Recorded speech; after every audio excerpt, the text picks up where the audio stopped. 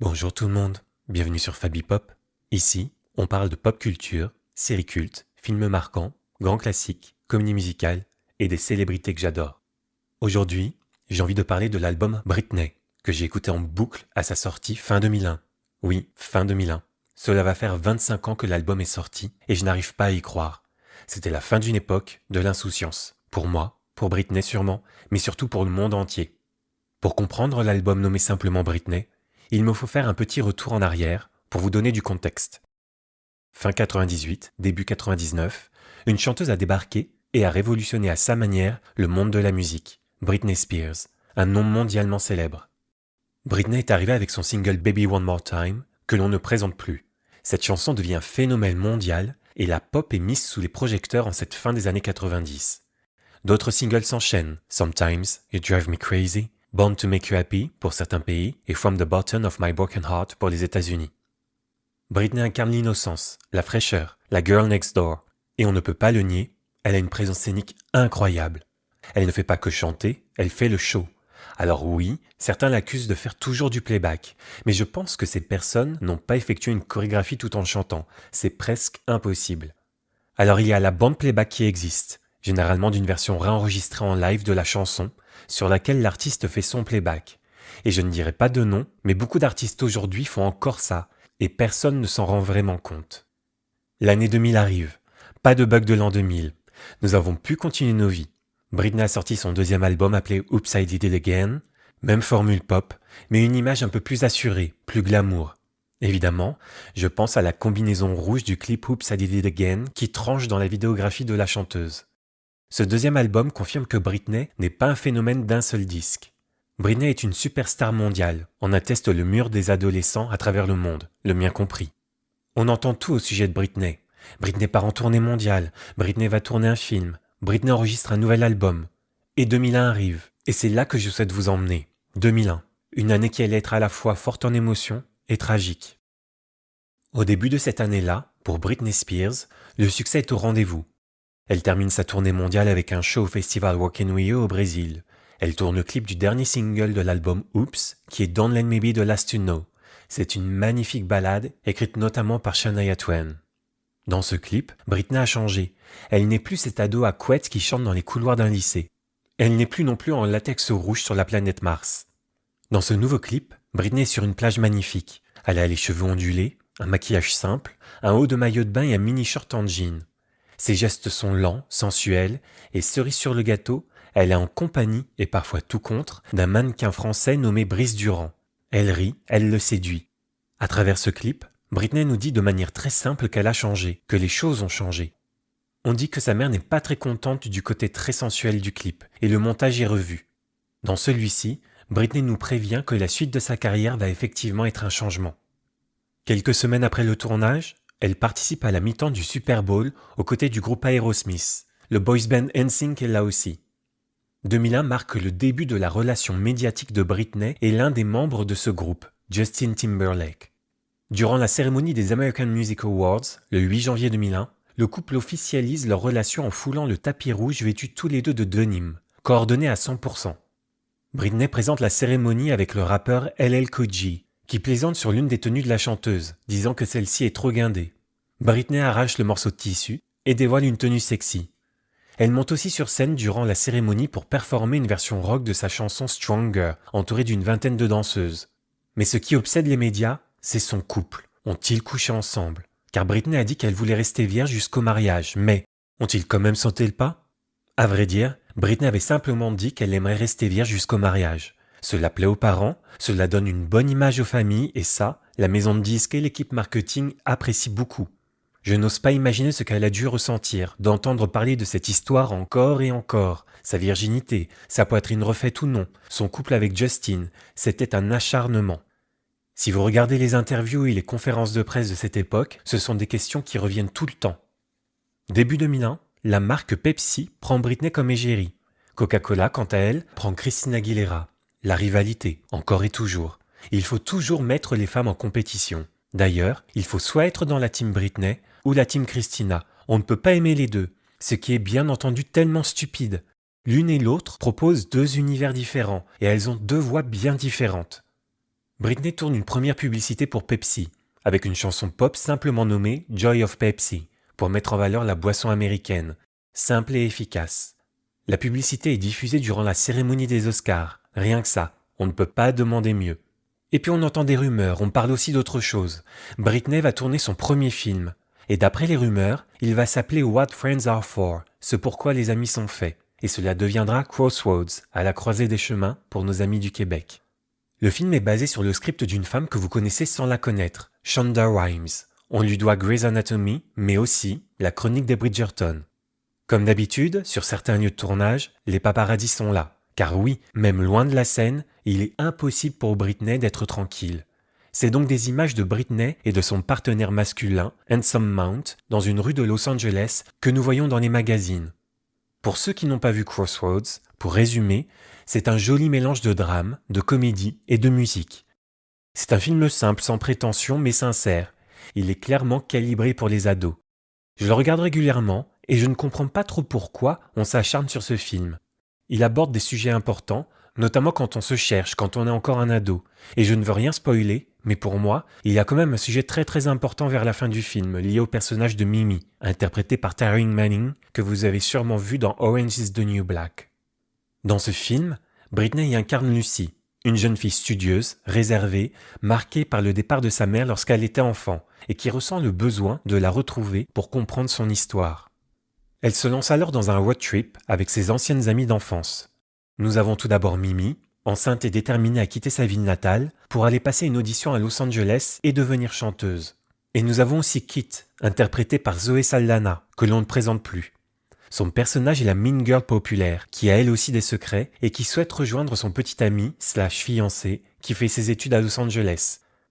Elles sont emmenées par un beau mec nommé Ben, joué par Anson Mount, joueur de guitare, mystérieux, qui n'aime pas qu'on touche à sa voiture et qui refait soi-disant de la prison. Tout en traversant les États-Unis, les trois filles se disputent, se cherchent, affrontent leurs blessures, leurs doutes et leurs secrets, et reconstruisent leur amitié. Crossroads est un film qui propose un voyage initiatique qui devient une quête de liberté, de vérité sur soi-même et de rêves qu'on refuse d'abandonner. Mais vous allez me dire, et l'album Britney dans tout ça? Alors j'y viens, ne vous en faites pas. Tout en filmant Crossroads, Britney était aussi de retour dans les studios d'enregistrement, et des rumeurs couraient que Britney ferait partie de la bande originale du film. À cette époque, c'était à la mode. Mariah Carey préparait elle aussi son film Glitter, ainsi que sa bande originale. Concernant l'album Britney, mais aussi pour ses autres albums, et si vous aimez connaître les anecdotes liées à la création des albums, je ne peux que vous recommander le podcast en anglais de James Rodriguez, The Original Doll, où il parle de la création des chansons, des albums, des classements dans les charts et autres anecdotes. Dans certains de ces épisodes, il a pu interviewer Josh Schwartz, qui a travaillé avec Britney à cette période-là, notamment pour les paroles et la production de certaines chansons de l'album Britney. Il a confirmé que la maison de disques voulait que le nouvel album de la chanteuse soit une expérience complète pour les fans. D'après ces échanges dans ce podcast, on apprend que l'équipe chargée de la création des chansons a travaillé sur celle-ci en se basant sur le scénario du film. Par exemple, la chanson I Run Away est liée avec l'histoire de la mère du personnage de Lucy, interprétée par Britney. La chanson a été jugée trop triste pour figurer dans le film, mais elle fera partie des pistes pour certaines éditions internationales de l'album Britney. Et d'autres chansons sont enregistrées pour le film. Tout d'abord, I'm Not a Girl, Not Yet a Woman, coécrite par la chanteuse Dido pour les Français, qui cartonnait à cette époque-là, notamment avec sa chanson avec Eminem ou Here With Me, utilisée pour le générique de la série Roswell. Il y a aussi Overprotected, ainsi que Bombastic Love. Britney enregistre aussi la reprise de la chanson de John Jett, qui est toujours dans les karaokés, I Love Rock'n'Roll. Et pour ces chansons, on ne change pas une équipe qui gagne, le duo Max Martin et Rami Yacoub, qui ont travaillé avec Britney pour ses 2 premiers albums, sont de la partie. Mais il y a aussi de nouveaux collaborateurs, comme Josh Schwartz, mais aussi les Neptunes, notamment Pharrell Williams. Et je me souviens que d'après les magazines du genre Star Club ou Salut, mais aussi les premiers sites de fans sur internet, on disait que l'album devait s'appeler Shock Your Mind. Durant cette période, pour préparer la sortie de l'album, la célèbre chaîne musicale, MTV, suit Britney pendant quelques temps pour faire l'émission Diary of Britney Spears. Cette émission consiste à suivre le quotidien d'une célébrité et de la faire commenter les différentes séquences. J'ai regardé le Diary of Britney en boucle. Dedans, on la voit finaliser la chanson I'm Not a Girl, Not Yet a Woman dans un studio d'enregistrement, mais aussi se rendre dans la ville de Daytona pour une course de voiture et prononcer la célèbre phrase « Gentlemen, start your engines » « Messieurs, démarrez vos moteurs ». Durant cette séquence, on voit Britney entourée de sa famille, dans des moments simples, intimes, offrir un cadeau d'anniversaire à son père. On est loin d'imaginer ce que les années suivantes allaient lui réserver. Une autre séquence montre Britney qui participe à un match de basket caritatif en compagnie du boys band NSYNC, notamment Justin Timberlake et d'autres célébrités. Dans une autre séquence, on la voit filmer une publicité pour la cérémonie des MTV Video Music Awards, autrement nommée VMAs. On la voit aussi répéter la chorégraphie de son premier single pour son nouvel album. Et elle assiste aussi au spectacle des enfants du camp d'été qu'elle soutient à travers sa fondation. Diary of Britney est une émission qui me rend tellement nostalgique, car c'était Britney à son prime. Elle était solaire, heureuse, du moins elle le faisait croire, et elle vivait sa carrière de chanteuse à son maximum. Durant l'été 2001, il est annoncé que Britney allait partir en tournée pour soutenir son nouvel album. Et cette fois, contrairement à ses précédentes tournées, la production est confiée à Concerts West, qui remplace Clear Channel, maintenant appelé iHeartMedia, qui a notamment plusieurs radios et organise plusieurs festivals chaque année. Selon certaines rumeurs de l'époque, ce changement aurait eu des conséquences. Clear Channel est propriétaire de nombreuses stations de radio. Évidemment, le fait qu'une grande star comme Britney ne travaille plus avec eux, cela ne plaît pas, et de ce fait, Clear Channel aurait réduit, voire boycotté, la diffusion des singles du nouvel album de Britney sur leurs ondes. Une grande annonce est aussi faite. Le 18 novembre 2001, Britney donnera un concert à Las Vegas qui sera retransmis en direct sur la chaîne américaine HBO. La chanteuse Cher est annoncée pour venir partager la scène avec Britney le temps d'une chanson. Malheureusement, Cher sera en pleine tournée promotionnelle pour son nouvel album et suite à un conflit d'agenda, le duo n'aura pas lieu, ce qui est bien dommage. Je suis certain que ça leur ait donné un moment unique et iconique. On imagine que Britney était déçue. En tout cas, Cher a fait savoir dans une interview qu'elle espérait pouvoir chanter avec Britney très bientôt. Côté technique, par mesure de sécurité, le concert de la veille, le 17 novembre, toujours à Las Vegas, sera lui aussi filmé. Britney tourne le clip de I'm Not a Girl, Not Yet a Woman les 16 et 17 août 2001 à Antelope Canyon, en Arizona, et Armstrong Point, dans l'Utah, ainsi que celui de I'm a Slave for You les 1er et 2 septembre, sous la direction de Francis Lawrence, qui travaillera plus tard sur le clip Circus, ainsi que le clip de Cry Me a River de Justin Timberlake. D'ailleurs, pour la petite histoire, durant que Britney tournait son clip I'm a Slave for You, sur un autre plateau et avec le même réalisateur, Shakira était en train de tourner Whenever We Waver. Côté album, il est finalisé durant l'été 2001. Les chansons I'm a Slave for You et Boys sont produites par The Neptunes, le duo formé par Chad Hugo et Pharrell Williams. Celui-ci a révélé que I'm a Slave for You avait été initialement enregistré par Janet Jackson, qui avait finalement décidé de ne pas l'utiliser, tout comme la chanson Boys, initialement appelée Girls, qui était prévue pour Michael Jackson et qui a finalement été donnée à Britney. Comme le dira la chanteuse, c'était un vrai rêve pour elle. Quand on regarde le style de Britney, on ne peut qu'imaginer que Janet est l'une de ses idoles et a une influence majeure sur son style musical et chorégraphique. C'est donc I'm a Slave for You que nous allons découvrir en premier. Sur Internet, les fans s'affolent. HBO sort un teaser où nous voyons Britney porter une tenue blanche strassée en hommage au King Elvis Presley, qui a longtemps performé à Las Vegas. Grâce au teaser, nous avons pu entendre quelques secondes de la chanson et nous familiariser avec ce nouveau son, plus urbain. Puis, il y a eu la performance à la cérémonie des MTV Video Music Awards, les VMAs, le 6 septembre 2001. Britney foule le tapis rouge à New York avec une robe sublime, en dentelle noire transparente. Elle est parfaite. Je me souviens qu'elle a répondu aux questions d'un journaliste aux côtés de Mick Jagger, du groupe Rolling Stones. Celui-ci loue son travail sur la reprise de I Can Get No Satisfaction, sur l'album Oops, que quelques mois plus tôt, tout le monde s'accordait à dire que la reprise de Britney était très mauvaise. D'ailleurs, celle-ci ne semble pas croire les éloges du chanteur, et quand on regarde la séquence, on se demande s'il ne dit pas ça juste pour lui plaire. Les VMAs de 2001, c'est vraiment quelque chose. Grâce à ma cousine qui m'avait enregistré la cérémonie sur une VHS, j'ai pu voir le boys band NSYNC interpréter leur nouvelle chanson nommée Pop, Jennifer Lopez faire un medley de Love Don't Cost a Thing, I'm Real, et Missy Elliott rendre un hommage à la chanteuse Aaliyah, tragiquement décédée le 25 août dans un crash aérien. Mais évidemment, la performance qui nous intéresse et qui est pour moi la meilleure des performances de Britney, c'est celle de I'm a Slave for You. Et nous sommes nombreux à la connaître.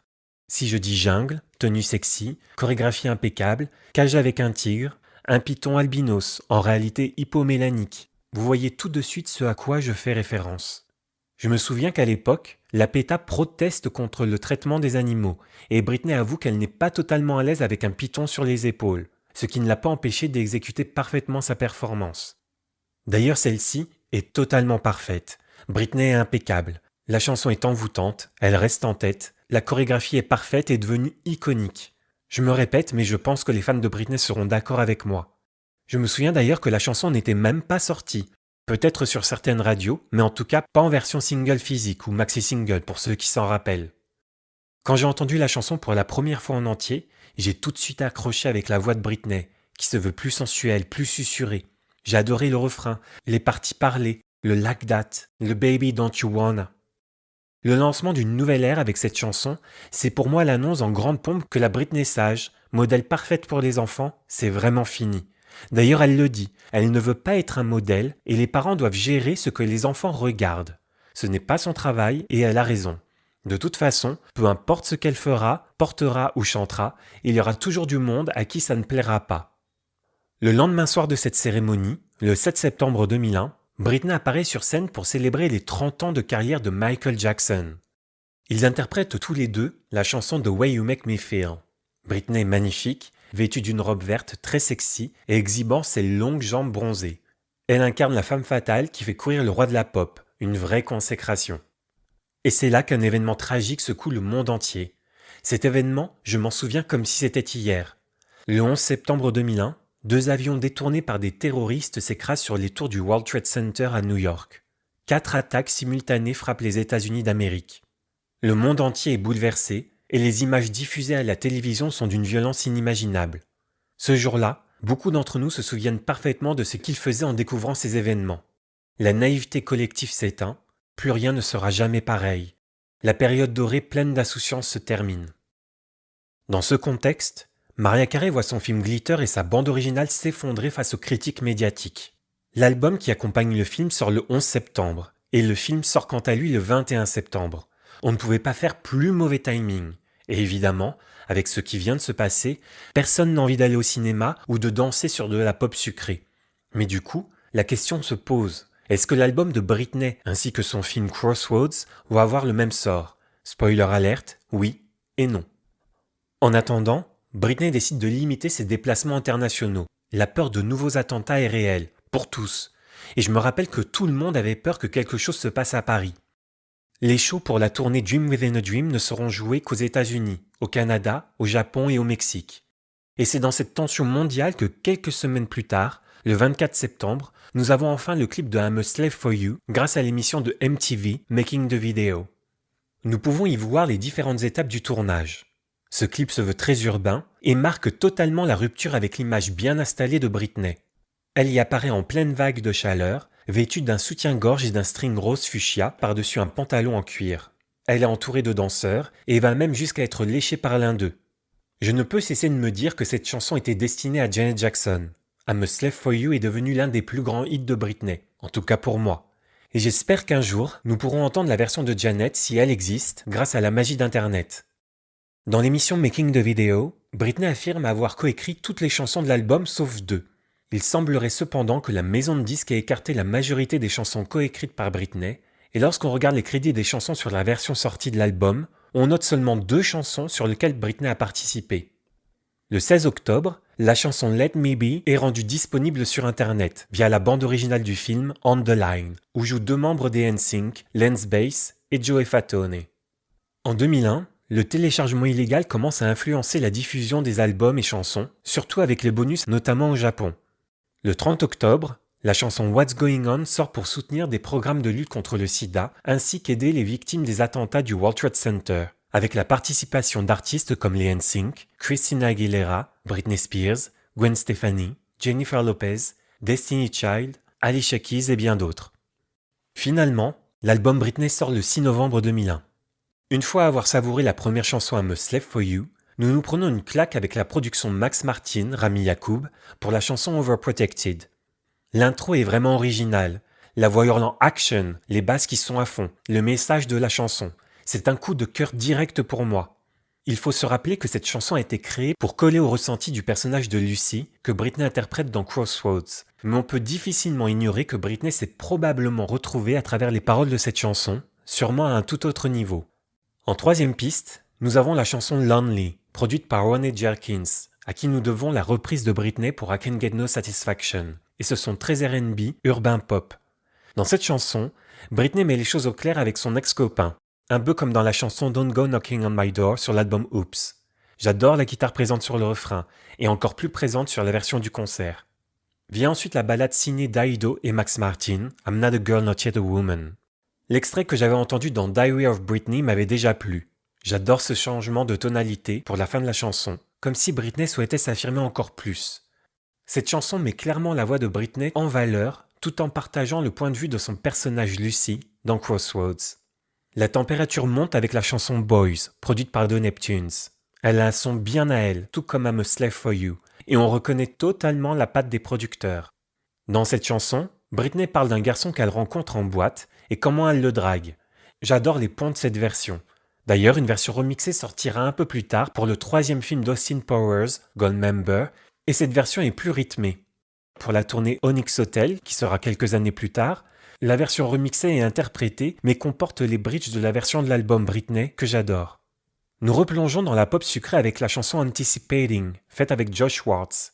Dans cette chanson, Britney parle de sortir avec ses copines et de s'amuser. Anticipating sera d'ailleurs le dernier single exploité en France. Et jamais 203, après The Beat Goes On sur l'album Baby One More Time et Satisfaction sur l'album Oops, nous avons la reprise de la chanson I Love Rock'n'Roll sur l'album Britney, notamment utilisée pour la scène du karaoké dans le film Crossroads. Sur l'album, je trouve que cette version est un peu lente, et je préfère largement la version plus rapide que Britney interprète durant le concert Dream Within a Dream. Pour la suite de l'album, nous avons à nouveau une chanson pop signée Max Martin et Rami Yacoub avec Cinderella. Rien que le titre, vous vous doutez du style de la chanson. Britney chante qu'elle ne peut pas rester dans la relation qu'elle a avec son partenaire et qu'elle doit s'enfuir, tel Cendrillon. Puis nous avons la chanson Let Me Be dont j'ai parlé un peu plus tôt et qui a filtré avant la sortie de l'album. Celle-ci commence avec un riff de guitare que j'adore et qui a un message plus ou moins proche de la chanson Overprotected, Laissez-moi être ce que je veux être. Bombastic Love, elle aussi par Max Martin et Rami Yacoub, est une chanson pop au sujet d'un amour incroyable, fusionnel, bombastique, digne des grands films. Dans le livre du film Crossroads, sous format de journal que Britney a écrit, elle indique qu'elle a dû parler directement avec le président de sa maison de disques, Clive Calder, afin de le dissuader d'utiliser la chanson dans le film et qu'elle ne la voulait pas non plus en tant que single. Vient ensuite une production de Josh Schwartz avec That's Where You Take Me, qui nous propose une voix plus mature pour Britney, une production pop mais différente des chansons de Max Martin. Elle me rappelle un peu le style de certaines chansons de Janet Jackson. Et pour clôturer l'album, du moins sa version standard, nous avons What It's Like to Be Me, qui a été faite par Justin Timberlake et le chorégraphe Red Robson. La production et le style de la chanson me rappellent beaucoup les nouvelles chansons de l'album Celebrity du boys band NSYNC dont fait partie Justin Timberlake. Et le message de cette chanson est une version alternative des chansons Lonely et Let Me Be. Britney s'adresse à son copain, mais aussi au monde entier, disant que personne ne pourrait passer une journée à sa place, que personne ne peut comprendre ce qu'elle ressent ou vit. C'est aussi un petit message général pour les médias. Et pour finir cette rapide analyse de l'album, je vais aussi aborder les chansons bonus qui sortiront plus tard dans des nouvelles éditions de l'album. Nous avons tout d'abord When I Found You, faite par Josh Schwartz, une ballade avec un son bien particulier, pas du tout pop sucré, au sujet d'une belle relation, ou encore I Run Away, elle aussi opposée du style de la production de Max Martin, Rami Yacoub, et qui a été inspirée par le personnage de la mère de Lucy dans Crossroads. Nous avons aussi Before the Goodbye, toujours faite avec Josh Schwartz, et qui reste dans le même style de production, et parle notamment de la distance dans une relation. Peut-être celle qui s'installe dans celle de Britney et Justin. Sur la version physique du single I'm a Slave for You, nous avons une collaboration avec Josh Schwartz et Ronnie Jerkins pour la chanson Intimidated. La production me rappelle un peu le style que Michael Jackson a utilisé pour son dernier album Invincible, notamment la chanson Rock My World. L'album Britney est pour moi un album de transition. J'ai l'impression que la maison de disques n'a pas voulu prendre de gros risques ou un virage à 180 degrés. C'est pourquoi la majorité des chansons sont du duo Max Martin et Rami Yacoub et que les chansons faites notamment avec Josh Schwartz n'ont été dévoilées majoritairement qu'en chansons bonus sur les rééditions de l'album. Celui-ci montre que Britney s'éloigne de la pop sucrée qui l'a fait connaître. On remarque d'ailleurs que ce sont les chansons avec Josh Schwartz qui ont des paroles plus matures, contrairement aux chansons Cinderella ou Bombastic Love. Et nous avons une touche urbaine qui est aussi présente avec I'm a Slave for You et Boys grâce aux productions des Neptunes. Quelques semaines après la sortie de l'album, une chanson, du moins une partie de la chanson, filtre sur internet. Elle est connue sous le titre She'll Never Be Me ou Never Be Me et elle est produite par Rip Rock et Alex G, que les fans connaissent aussi pour certains remixes des chansons Thinking About You, Oops I Did It Again, Lucky et Overprotected. A priori, la version complète de la chanson Never Be Me aurait filtré sur internet 20 ans après la sortie de l'album Britney, et nous pouvons même y entendre Justin Timberlake dans les chœurs pour le refrain. Pour la promotion de l'album, dans une interview accordée à Hip Online en décembre 2001, Britney raconte ses sessions en studio avec les Neptunes. Et d'après ses explications, ils ont enregistré une ballade intitulée Baby Can't You See, finalement écartée de l'album, mais potentiellement prévue pour un projet futur. Lors d'une conférence de presse, Britney évoque aussi Bring Me Home, un morceau au style épuré, teinté de rock. Vu que nous allons fêter bientôt les 25 ans de l'album cette année, j'espère que nous aurons la chance d'entendre toutes les chansons bonus et inédites, même si je n'y crois pas trop. D'ailleurs, sur la tournée, Britney chantera des chansons inédites, notamment Mystic Man. La tournée commence, et malgré la baisse des ventes de l'album et la critique du changement d'image, le concert Dream Within a Dream est un succès. MTV diffuse des émissions spéciales comme Making the Video pour I'm a Slave for You and I'm Not a Girl Not Yet a Woman, ainsi qu'une émission spéciale Total Britney Live où elle interprète ses hits et nouvelles chansons. HBO diffuse comme prévu le concert événement. 2 versions existent, l'une avec un playback minimal, l'autre retravaillée pour la VHS et le DVD. Une version courte du show sera d'ailleurs diffusée sur la chaîne française M6 pour fêter le début de l'année 2002. Pour ce concert événement, lors de la chanson finale Baby One More Time, Britney porte un soutien-gorge serti de diamants conçu par Bob Mackie, célèbre créateur notamment pour les tenues de la chanteuse Cher. Et juste pour vous donner une idée, ce soutien-gorge a une valeur d'1 million de dollars. Kim Kardashian a d'ailleurs récemment dit dans le podcast de sa sœur qu'elle en était l'heureuse propriétaire, et j'espère qu'elle en prend bien soin.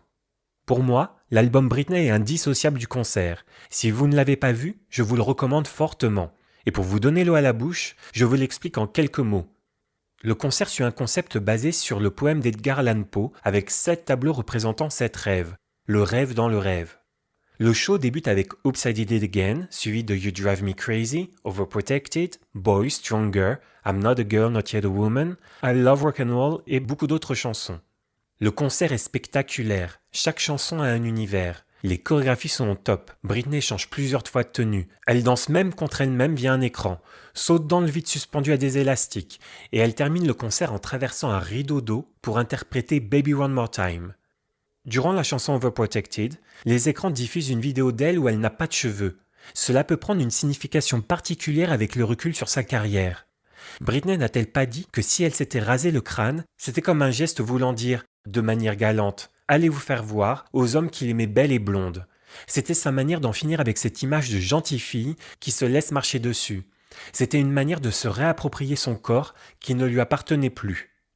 En parallèle à la tournée, début 2002, Britney continue à promouvoir son album et son film Crossroads.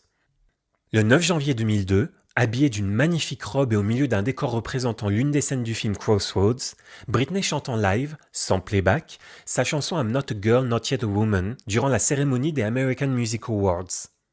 Et je pense que c'est la dernière fois où nous verrons Britney et Justin ensemble durant une cérémonie. Les 2 dernières apparitions publiques du couple ont été pour l'avant-première du film Crossroads, le 11 février, puis le 26 février pour la soirée précédant la cérémonie des Grammy Awards organisée par Clive Davis, l'homme qui a découvert Whitney Houston. Britney vient aussi en France durant ce planning chargé, notamment pour performer I'm a Slave for You durant les Energy Music Awards à Cannes. Elle filme aussi des performances pour Overprotected et Not a Girl pour l'émission Rendez-vous de Stars, célébrant l'ouverture des Walt Disney Studios, le 2e parc Disney, à côté de Paris. Durant la promotion de Crossroads, elle fait aussi une interview hilarante avec Raphaël Mesrahi. Alors je ne peux que vous inviter à regarder cette séquence humoristique sur YouTube. Raphaël Mesrahi faisait à l'époque des canulars, des interviews décalées à la télévision française, en posant des questions complètement absurdes ou hors sujet, et met parfois ses invités un peu mal à l'aise, notamment par son comportement décalé. À Britney, il lui demande si elle connaît sa cousine chanteuse, mais aussi la chanson française Do You Saint-Tropez, que les Français connaissent par le film Les Gendarmes de Saint-Tropez. Si vous ne connaissez pas cette séquence, n'hésitez surtout pas à la regarder sur YouTube. C'est d'ailleurs durant cette période que je vois pour la première fois Britney en vrai. C'était le 12 mars, à l'avant-première de Crossroads au Grand Rex. J'étais invité par la production s'occupant de l'émission Fan 2 sur M6. Et aller à Paris, à 17 ans, pour moi, c'était toute une histoire. Je devais y aller d'ailleurs avec ma meilleure amie de l'époque, mais à la dernière minute, elle a annulé. Et elle a proposé la seconde invitation que j'avais à une de ses copines qui aimait elle aussi Britney. Je vous laisse imaginer ma déception. Mais j'allais voir Britney, j'allais voir Crossroads, et ça c'était le plus important. Assis au balcon, au Grand Rex, j'ai vu Britney descendre l'allée, monter sur scène rejoindre l'animatrice Séverine Ferrer, prendre le micro quelques secondes, émue et souriante, et disparaître ensuite pour laisser place au film. Britney était lumineuse, radieuse, magnifique.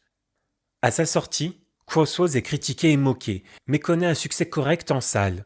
Les actrices Taryn Manning et Zoé Saldana gardent des souvenirs chaleureux du tournage et évoquent encore aujourd'hui l'expérience positive qu'elles ont partagée avec Britney. Mais dans sa vie privée, les choses se compliquent. Dans le livre The Woman in Me, dont je parlerai sûrement dans un prochain épisode, il est partagé que Britney est tombée enceinte pendant sa relation avec Justin Timberlake. Il est expliqué que pour eux, cette grossesse était une surprise et que même si elle envisageait peut-être un avenir familial, Justin, quant à lui, pensait qu'il n'était pas prêt et qu'il ne voulait pas être père.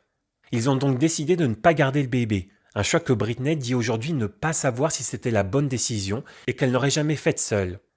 L'avortement a été fait à domicile, avec des médicaments, car ils avaient peur que l'affaire soit rendue publique s'ils allaient à l'hôpital ou chez un médecin. Dans le livre, Britney raconte que les pilules l'ont laissée dans une douleur extrême. Elle était allongée sur le sol de la salle de bain, en train de souffrir, criant et pleurant, submergée par les douleurs physiques et émotionnelles. Pendant ces heures très dures, Justin, quant à lui, ne l'a pas emmenée à l'hôpital et n'a même pas appelé un médecin. Au lieu de ça, il s'est allongé à côté d'elle sur le sol et pensant que ça pouvait l'aider, a joué de la guitare pour la distraire avec de la musique, pendant qu'elle traversait cette expérience douloureuse et totalement traumatisante. Britney qualifie toute cette épreuve comme l'une des expériences les plus difficiles de sa vie, marquée par la souffrance physique, la peur et les regrets persistants quant à la décision et à la façon dont tout cela s'est déroulé. Britney et Justin Timberlake se séparent début 2002. Et c'est Justin qui a mis fin à la relation, par message, un simple SMS, la grande classe, et il ne l'a pas envoyé au meilleur moment. Britney tournait à ce moment-là le clip du remix pour la chanson Overprotected à Los Angeles, notamment dans le couloir du Millennium Biltmore Hotel que j'ai pu visiter en février 2025. On se doute bien que c'est une journée de tournage intense. D'après le réalisateur Chris Applebaum, Britney a disparu pendant 20 à 40 minutes entre deux scènes. Il est allé la chercher dans sa caravane et l'a trouvée en larmes, assise par terre avec son portable à la main. Elle lui a montré un SMS de Justin qui disait simplement « It's over, c'est terminé », mettant fin à leur relation de près de 3 ans. On ne peut qu'imaginer que cela a été un choc immense pour elle. Elle a d'ailleurs confié par la suite que cette rupture l'a profondément bouleversée, au point qu'elle a peu parlé et pleuré pendant plusieurs mois après. En voyant combien Britney était affectée, le réalisateur a même proposé d'annuler le tournage ce jour-là. Mais il lui a aussi dit « Si tu as envie de sortir là dehors et de montrer à ce mec qu'il vient de perdre la meilleure chose qu'il ait jamais eue, fonce !» D'après le réalisateur, cette phrase a déclenché quelque chose chez Britney. Après quelques minutes de pause, elle est sortie sur le plateau avec une attitude déterminée, prête à continuer la journée de tournage. Et donc, ce visage passionné et intense, on peut le voir dans le clip. Les rumeurs sur des infidélités circulaient déjà depuis un moment, impliquant Justin et Nicole Appleton, ainsi que Britney et le chorégraphe Fred Robson. Selon la maquilleuse de Britney, Gillian Kay, Britney aurait trompé Justin avec Wade dans un contexte de jeunesse et de pression extrême. D'après le livre The Woman in Me, La femme en moi, il a indiqué que Justin a été vu avec la chanteuse du groupe All Saint, Nicole Appleton, lorsque les NSYNC étaient à Londres pour leur show en 2000. Il a aussi raconté qu'un danseur de Britney lui avait remonté le fait que Justin se serait vanté d'avoir couché avec une célébrité dont le nom est tu, alors qu'il est en couple avec Britney. Est-ce une blague indélicate d'un homme hétéro qui tente de se faire mousser auprès d'autres hommes, ou simplement un fait avéré? Bonne question. Dans le livre de la chanteuse, il est aussi partagé que Britney aurait quant à elle trompé Justin une fois avec le chorégraphe Fred Robson, leur ami et chorégraphe en commun, et qu'elle aurait avoué son dérapage à Justin. Malgré cela, leur relation a continué encore plusieurs mois jusqu'à la rupture finale par Justin. À l'annonce de leur rupture, pour les médias et le public, c'est Britney qui a trompé Justin, et la jeune femme doit faire face à une vague de haine tout en restant professionnelle et souriante, malgré sa fragilité émotionnelle. Entre décembre 2001 et juillet 2002, Britney enchaîne les shows, un concert à Tokyo, une tournée nord-américaine de plus de 30 dates et 2 shows à Mexico en juillet 2002. D'ailleurs, lors du dernier show à Mexico, un orage oblige à annuler le concert après 6 chansons. Les médias critiquent Britney, scandent qu'elle n'est pas professionnelle, alors que la décision est motivée par la sécurité. Le documentaire Stages, 3 Days in Mexico, sorti en 2003, montre ces moments et la force de Britney, soutenue par sa famille et son équipe. L'ère de l'album Britney se termine donc tragiquement. Les médias ne parlent presque que de sa rupture avec Justin Timberlake, de son show avorté à Mexico. Et je me souviens que j'étais en vacances cet été-là, près de l'océan, et que sur la couverture de magazine, je ne voyais que ça. Je me souviens aussi de l'interview qu'elle a donnée pour le magazine People pour dire qu'elle faisait juste un break, alors qu'intérieurement, la jeune femme se sentait sans aucun doute malheureuse et incomprise. Dans le livre The Woman in Me, il a indiqué qu'elle a même vidé son sac à main pour montrer qu'elle n'avait pas de drogue. C'était aussi une période compliquée pour sa mère, qui venait de divorcer de son père. Il a aussi partagé qu'entre sa mère qui niait la dépression de sa fille, ses propres problèmes et la crise d'adolescence de la petite sœur de Britney, Jamie Lynn, celle-ci ne se sentait pas la bienvenue dans la maison en Louisiane qu'elle avait fait construire pour sa mère et avait du mal à faire son deuil de sa relation avec Justin, ainsi que la rupture avec la famille du chanteur. Britney se fait donc plus discrète. On a appris des années plus tard qu'elle a passé des castings, notamment pour le film The Notebook, N'oublie jamais en français. Elle ne sera malheureusement pas prise, mais vous pouvez voir une séquence de l'une de ses auditions sur Internet. Rachel McAdams jouera le rôle convoité, aux côtés de Ryan Gosling, que Britney connaît notamment grâce à l'époque Mickey Mouse Club. L'une des rares apparitions publiques de la chanteuse à cette période sera au défilé de Donatella Versace, où Britney porte une robe tout simplement magnifique et colorée. C'est d'ailleurs durant ce séjour en Italie que Britney composera la chanson Every Time, avec l'une de ses choristes de sa tournée, Annette Artani. Celle-ci a accompagné Britney pour se remettre elle aussi d'une peine de cœur. Et pour les fans de l'Eurovision, le saviez-vous, Annette Artani a atteint la demi-finale en 2006 avec la chanson Why Angels Cry en représentant Chypre. En parallèle, Justin Timberlake sort Justify et sa chanson Cry Me a River, qui alimente les rumeurs sur leur rupture. Quelques mois plus tôt, il avait indiqué qu'il ne parlerait pas de sa rupture avec Britney. Comme quoi, il ne faut pas faire confiance à un homme avide de succès. Et pour en rajouter une couche, il annonce qu'il part en tournée avec la grande rivale de Britney, selon les médias, Christina Aguilera. Évidemment, cela ne fait que renforcer la narration médiatique négative autour de Britney. Et pour rester sur le cas de Justin Timberlake, on ne peut pas passer à côté de ce qui s'est passé durant le Super Bowl 2004. Janet Jackson l'avait invité pour partager la scène avec elle durant ce moment mythique, attendu par des millions d'Américains. Cependant, à la fin de la prestation, pour coller avec les paroles de la chanson de Justin, You're Gonna Be Naked by the End of This Song, Justin était censé enlever un morceau du costume de Janet, ce qu'il a fait, et une partie de la poitrine de la chanteuse a été brièvement exposée en direct à la télé. Alors pour les fans de musique, je ne vous apprends rien. Janet Jackson était celle qui a payé le prix fort pour ce dérapage. Justin, quant à lui, a présenté des vagues excuses, puis a laissé sa partenaire de scène encaisser seule toutes les conséquences.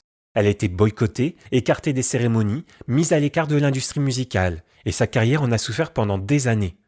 Évidemment, le contexte se jouait aussi contre elle. C'est une femme, elle est noire, et elle est associée au nom déjà controversé de Michael Jackson.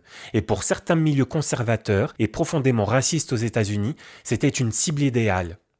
Quoi qu'il en soit, Janet Jackson reste pour moi une icône musicale, et j'espère qu'elle reviendra très bientôt avec un nouvel album. Justin Timberlake a cultivé son image d'homme blanc, au cœur brisé, trompé, presque victime de la situation. Il s'est dit désolé que Janet ait montré sa poitrine, en oubliant commodément plusieurs choses. Qu'il fréquentait d'autres femmes durant sa relation avec Britney, qu'il avait déclaré très librement à la radio avoir couché avec Britney, notamment avec des termes beaucoup moins élégants que les miens, et que c'était lui qui avait retiré une partie du costume de Janet sur scène. Et ce double standard, cette façon dont l'histoire a été racontée et digérée par l'industrie et le public, fait partie des raisons pour lesquelles aujourd'hui, je n'écoute plus du tout la musique de Justin. En 2002, alors que j'aurais pu célébrer la consécration de Britney, je découvre la manipulation de l'industrie et la violence des médias envers elle, mais aussi envers les femmes en général. À travers les magazines, les articles, les paparazzis, Britney est scrutée et jugée sur chaque geste. Cependant, malgré tout ça, j'ai eu l'impression qu'elle gardait la tête haute, du moins je l'espérais pour elle. Britney venait de nous offrir un album et une tournée qui allait marquer à jamais ses fans. Elle aurait dû être au top, mais suite à sa rupture, elle a été descendue en flèche. Pour moi, cette période marque le moment où tout a commencé à mal tourner pour Britney. Elle a quand même sorti un nouvel album par la suite, In the Zone, l'un de ses meilleurs pour moi. Puis elle a rencontré Kevin Federline et s'est retrouvée piégée par sa famille, son entourage, avec ses enfants comme une carotte pour la pousser à avancer malgré tout et faire de l'argent. L'album Britney représente ses derniers instants d'innocence, de fun, d'insouciance. Pour moi, il symbolise la fin d'une période dorée où tout semblait possible, où la jeunesse positive était incarnée. Et quand j'ai une petite baisse de morale, je retourne souvent vers cet album qui occupe une place très particulière dans mon cœur. Et pour ça, je veux le dire ouvertement, merci Britney. Je souhaite aussi remercier les fans de Britney avec qui je me suis lié durant les dernières années. Ils se reconnaîtront en écoutant cet épisode. J'ai des échanges variés au sujet de Britney avec eux, sur ce qu'on lui souhaite, sur nos souvenirs, nos moments de nostalgie. Avec eux, j'ai trouvé un certain réconfort car ils comprennent ce que je ressens pour Britney. J'ai aussi une énorme pensée à Nicolas, autrement nommé Barbie, qui m'a proposé il y a quelques années de devenir l'un des administrateurs du groupe Facebook Living Legend Britney Spears. Barbie est toujours prêt à partir dans un voyage nostalgique avec moi, faire des vidéos célébrant le patrimoine de Britney. Je pense aussi à son compagnon, Romain, qui nous soutient et qui nous filme malgré lui durant nos délires. Merci à vous les garçons. Merci aux fans de Britney pour continuer à faire vivre ce qu'elle nous a offert. Et merci à vous de m'avoir suivi pour cet épisode au sujet du 3e album de Britney. Ceux qui me connaissent savent à quel point je suis fan. Et qui sait, peut-être que je sortirai bientôt le livre que je lui ai consacré. En tout cas, merci à vous de m'avoir écouté. Et je vous retrouve pour un nouvel épisode de Fabi Pop, dédié à une autre femme qui a marqué toute une génération. À bientôt sur Fabi Pop.